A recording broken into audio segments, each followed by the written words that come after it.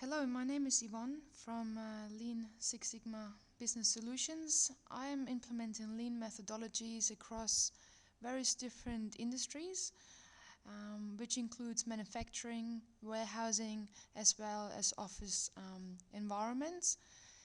What I have found is that there's not really a lot of information available in regards to lean office. And this is what this presentation is meant to do. I want to provide you with some information on what lean tools could be implemented in a lean office environment. There will be plenty of photos and pictures to demonstrate of how that could be done. My website is also lean6sigma.com.au, where you can get more information and can get in contact with me. First of all, let's have a look at what lean actually means. It means a process without waste. Basically, a process without waste is more efficient and yields more output with the same amount of resource. Yeah? So resources are predominantly your people in the office as well as stationary. And if people are wasting their time, for example, then you can't utilize them effectively and you're losing money every minute they're not basically producing a service to the customer. A process without waste will only focus on value-adding activities that serve the customer need. What is waste then? There's different types of waste. We class them into those following wastes. Waiting, overproduction. Overproduction is basically making more than required. Overprocessing, doing more than needed. Defects, clearly there's some mistakes that need to be corrected. Motion in terms of walking. Inventory, holding too much stock. Transport is equipment motion, probably not very much applicable in an office environment. And also space, which is the underutilized space if you're holding too much of everything, for example, or if the layout is really poor. What is value add? Value add is any activity that transforms a product or service into what the customer expects in the first time. First time right, meaning no mistakes, nothing needs to be corrected. And non-value add is any activity that does not serve the customer and is pure waste, including the waste that we have mentioned on the previous slide. For example, correcting mistakes. It really is any activity starting with such as reprinting, recalculating, repacking, or calling someone back to reconfirm information. There are many tools that can be implemented in Office to improve efficiency. There's 5S tools and as well other tools. I will show you some examples in terms of min-max reorder points, dedicated locations for equipment, shine rosters, work instructions, tools to prioritize your work, transparency in terms of projects, KPIs, visions and goals, and CIP processes. What you can see here is stationary equipment such as hole punches, lamination machine, and other equipment having a dedicated location. So we have actually marked that up on a table with lines and with labels, and all stationery has its place and will not move away from there. Also, your drawer needs to be organized, not like in the left picture where everything is just mixed up and you can't find what you need when you need it. On the right hand side, there's a good example of how it should be organized. Files, folders should be organized as well. We could use color coding to make a difference between certain customers maybe, or certain month or years, whatever else you want to use the colors for. Office staff signage would be good as well. Office signage where you pop up a photo maybe even, or a name of the person in the office. Dedicated locations really for any piece of material, any piece of information.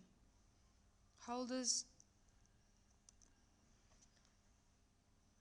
Your files on the computer should also be organized well, so you can find quickly the file you're looking for. You can also use favorites, where you can put folders or even files that you frequently use, or put them on your desktop for quick access.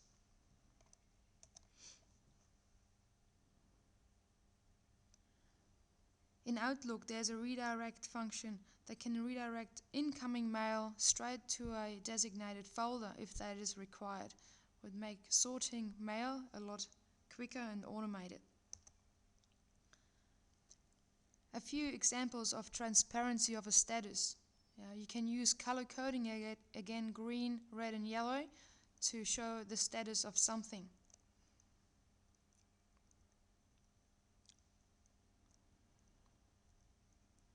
The status of open tasks, for example. Tasks in red would be overdue. An in-out board to show who's in, who's out. Here used as an OHS requirement, but also could be used just to know where people are, and very important for secretaries maybe that have to answer a phone, and it's a lot more professional to be able to say where the person is at the moment instead of saying I'm not sure where he is. A borrowing board, for example, if you borrow a piece of equipment, it is good to say who's got the piece of equipment and when it was borrowed. Other instructions and transparency of was the task done or not.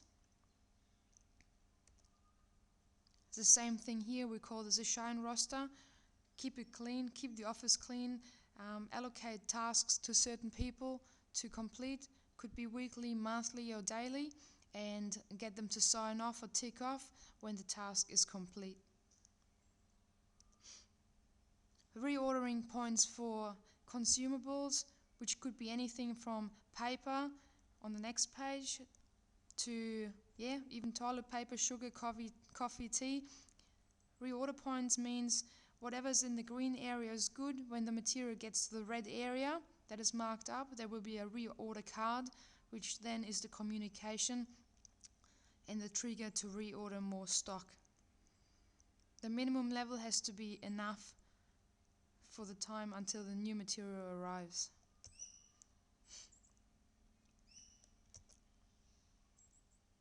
Work instructions, for example, of how to fill in a form, how to create an invoice, very important. Very important for new people to be trained, improves the process a lot instead of guessing and making mistakes. Having your KPIs, which are key performance indicators, your goals, visions, and the performance, how are we tracking? Visually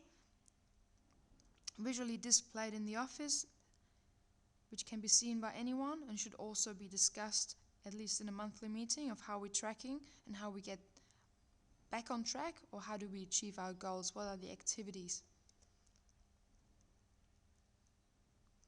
Another continuous improvement process, you could have a board where you're listing all your major issues, for example customer returns, and you have what we call a fishbone root cause analysis board, which is the one on the right, where you can use fishbone and 5Y to get down to the bottom of the problem, which we call the root cause, and then define actions to eliminate the root cause to prevent the problem from reoccurring in the future.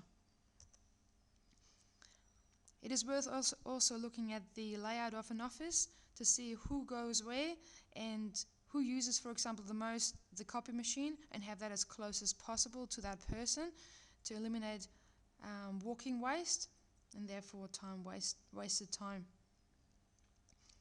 You also may want to consider have people to sit next to each other that actually are working together, even though they might be in different departments. Again, improves communication and reduces and eliminates possibly walking.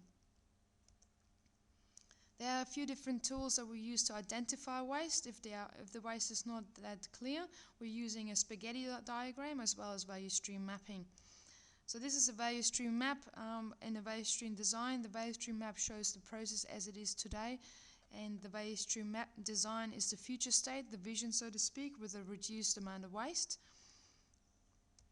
Also the spaghetti diagram, very easy to do, basically looks at who goes where, and this shows then, or will help to determine the new layout.